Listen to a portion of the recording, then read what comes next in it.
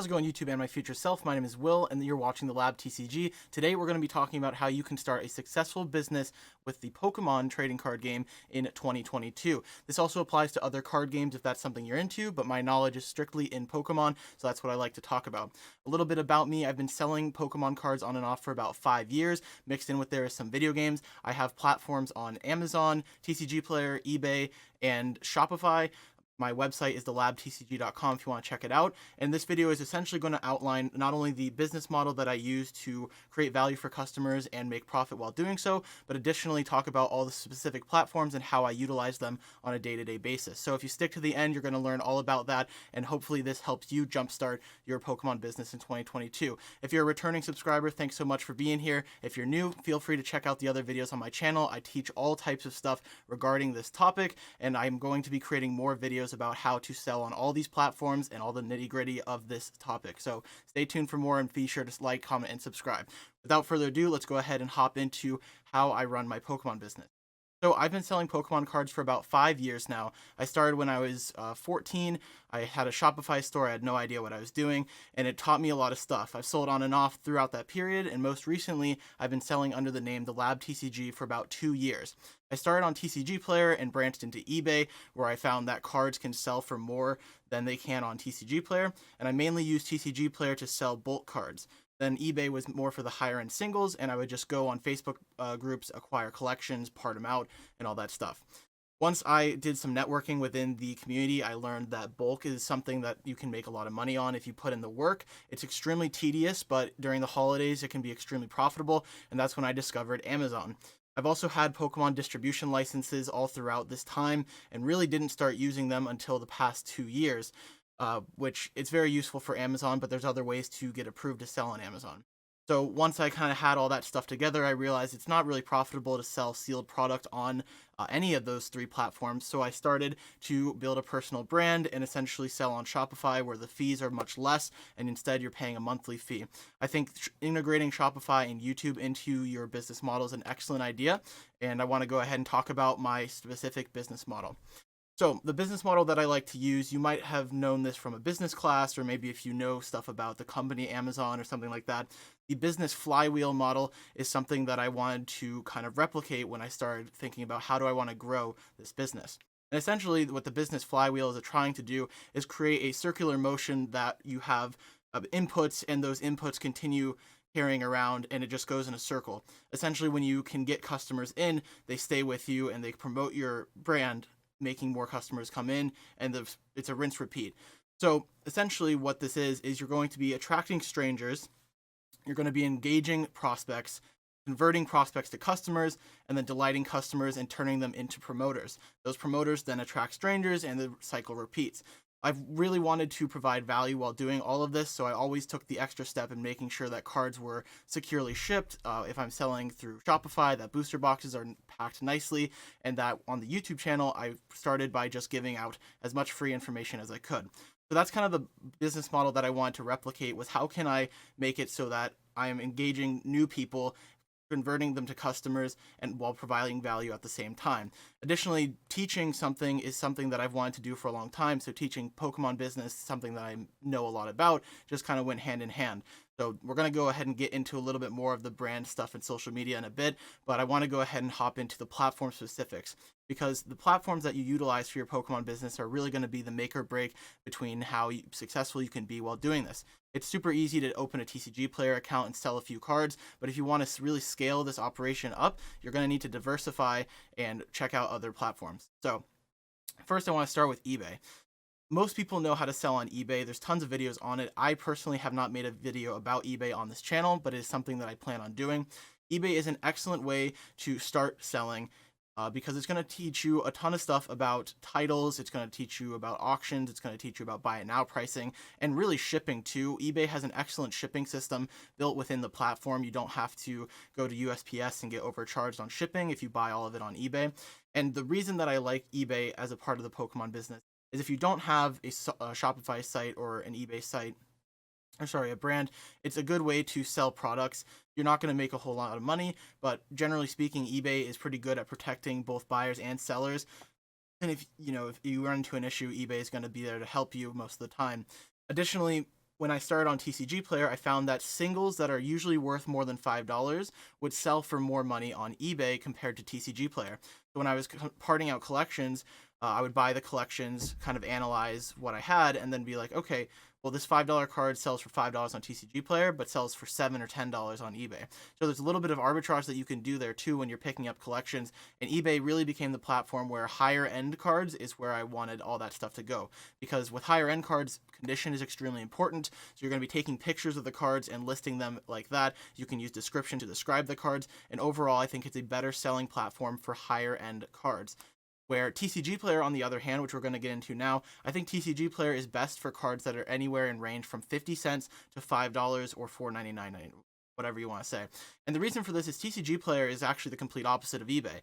It is not a individual listing where you take pictures and describe the item or anything like that. It's really a marketplace. You are going under a listing for one card, putting your quantities, putting your price and the condition. You're not describing the condition necessarily. You can put pictures, but I wouldn't recommend it because it takes a ton of time.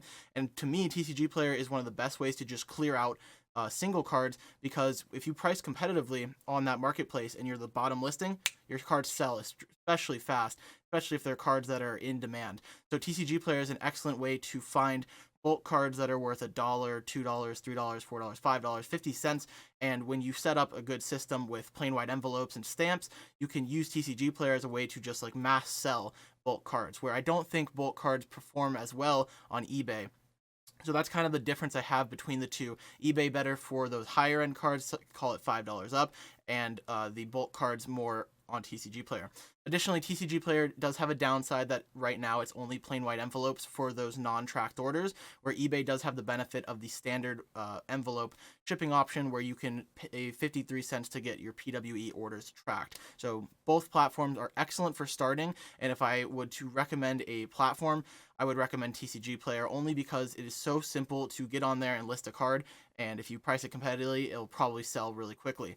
So TCGPlayer is a great way to get into selling trading cards, and then eBay, more mature site, more mature platform, you can utilize it to really bump up some of those profit margins on the cards that you're buying. So that's a little overview on those two platforms, super important in the arsenal of the business that I run. Now, next I want to get into Amazon. I've made a video specifically on Amazon. If you want to go check that out, feel free to look at my channel. It's titled The Best Platform to Sell Your Pokemon Cards On. And Amazon, the way I view Amazon is like a bulk trash can. Now, I don't mean that in a negative light. It's just like you have all these bulk cards that you're acquiring, and it's a good way to just dump them and get rid of them while also making money. One of the things that I've always wanted to do with Pokemon and while running a business, and I want to be a source of funds for other people. I know when I was traveling for tournaments, I would always find people that just had funds instantly where I could just dump all the extra cards that I had and didn't want to that person consistently, and they never said no. So I want to be that for other people. If people want to sell me their collection, I want to be able to buy everything. I don't want to only buy the singles and be like, well, sorry, you got to sell your bulk elsewhere. So that's where bulk kind of became a part of my business strategy, is if I can acquire collections with tons of commons, uncommons, rares, holos, all that stuff, then I just needed to figure out a way to sell that stuff. And the way that I sell that stuff is on Amazon by creating bulk lots and then picking out all the cards that are over about 30 cents and listing them on TCGPlayer. Now, depending on where you're buying, you could be buying bulk collections that are just strictly commons and uncommons, there's nothing good in them, or you could be buying out entire collections where there's cards that are worth $5 in the bulk that you're paying 3 cents on. So it's a very interesting way to make money. Additionally, Amazon, when you're selling these bulk lots, your profit margins can be 100%, they can be 150%. In the holidays, 400% is not uncommon. And it is tedious work because you are configuring bulk lots and you're putting a lot of time into doing that. But Amazon is a great way to sell those cards that are literally bulk. They are not really of value. And the way I think of it is when you sell those cards on Amazon, most likely you're selling to a parent that is buying for a kid or someone that's looking to get into the game, doesn't have a whole lot of knowledge. So what I like to do here is provide value by doing lots that are diversified across a bunch of stuff. I'm not going to sell 50 of one card in a lot and sell it on Amazon. I like to make sure that there's not many duplicates in the listings that I'm creating and that I'm always including extra cards just so that I'm making up for not only if I miscount, but also so that that person feels like they got an extra card. So most people, most parents, if you look at it this way, say a bulk lot sells for $6, $7, and you get 50 cards. Well, think about how much that would cost if you buy 5 booster packs or 50 cards. The difference, $20 versus $6, you're basically fulfilling a need for parents that just want to get a lot of cards for a cheap amount of money. So that's kind of the way I view Amazon. It's a good way to move cards that I wouldn't sell singles other way. Another way to do this, if you can't get on Amazon or you don't want to sell on Amazon, is TCGPlayer Direct. So next up, the last platform that I want to talk about for selling specifically is going to be Shopify.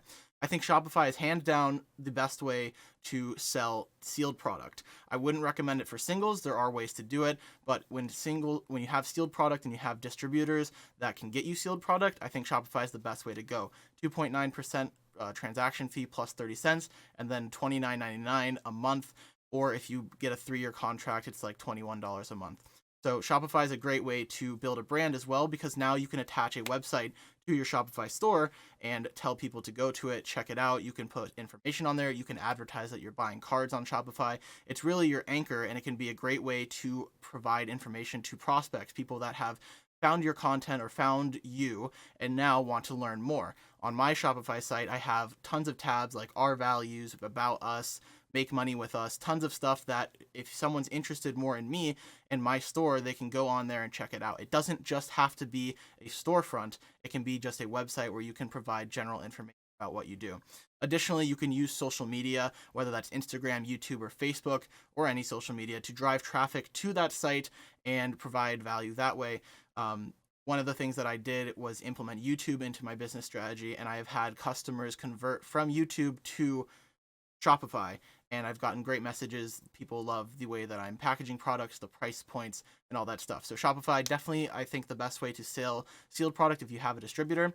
That's my opinion, but I think the profit margins are higher, and it's also a more personalized experience to the customers that you're getting. Lastly, I want to talk about YouTube. Now, this is the new part to my business. I've done Shopify before, but now I'm doing YouTube and Shopify together. And if you look at this channel, I've been able to grow a community of about 1,200 people, which I'm extremely grateful for. And once again, thank you guys all for being here. Now, YouTube, originally what I did with YouTube was I used it to document the process and teach others about how to run the business. If you look at some of the earlier videos on the channel, they're not scripted, they're not thought out. It's literally just me rambling to a camera. And this is kind of the Gary Vee approach, if you're familiar with him, just documenting the process in check-ins. I always still do, to this day, monthly business check-ins where I talk about financials, little life updates, stuff like that. So originally that's how it started. Then once I started to get more consistent with it, I wanted to teach others how they could do what I'm doing, because the time that I had to commit to this business slowly started to decline. So if I couldn't do it myself, I wanted to teach others how to do it. So additionally, you're building a following, but those followers can be converted into customers. They can be converted into promoters and people that can vouch for you. It's really important with Shopify that you build a client base that can trust you, because it's very suspect to just like post a Shopify store and expect people to go there. You need to provide value and show that you can be trusted. You can do that on social media. You can do that on YouTube. I think YouTube's a great platform. Additionally, this is something that I've thought about, and more so in the future, is once you get monetization enabled on YouTube, you can use ad revenue to offset some of the costs that you encounter. Something I've wanted to do is a wholesale model where I act as a distributor to other new Pokemon sellers, as I think it'd be extremely beneficial. The profit would be zero, essentially, but it's more so I don't know how to make the cost worth it for the other person, because when you attach on shipping and taxes, it would basically be break even. So something I've thought about is if YouTube ad revenue continues to grow, I can use the ad revenue to offset some of the losses I would take by selling profit way below MSRP. So ad revenue can be really good, because not only you can build the brand around it and invest back into the brand, you can buy better equipment, cameras, branding material, all that type of stuff. And I think that YouTube overall, very powerful platform, and it can convert into all the other platforms that you're currently selling on. So that's kind of the overview on everything that I am currently doing. All in all, I do want to finalize this by saying it's very important to create value for the customers that you are selling to, giving discounts, packing the cards correctly, adding business cards, letting them know that you can reach out at any time, and being a cash fund for people to liquidate. All of these things are super important in my Pokemon business, and it's always the forefront of what I'm trying to do. So that's going to be it for this video. I hope you guys enjoyed this video. If you liked it, please comment, like, and subscribe. Let me know your thoughts. If you have any questions at all about running a Pokemon business, feel free to reach out to me on email or any of the social medias that I have. Thank you guys so much for watching, and I'll see you all in the next video. Have a good one.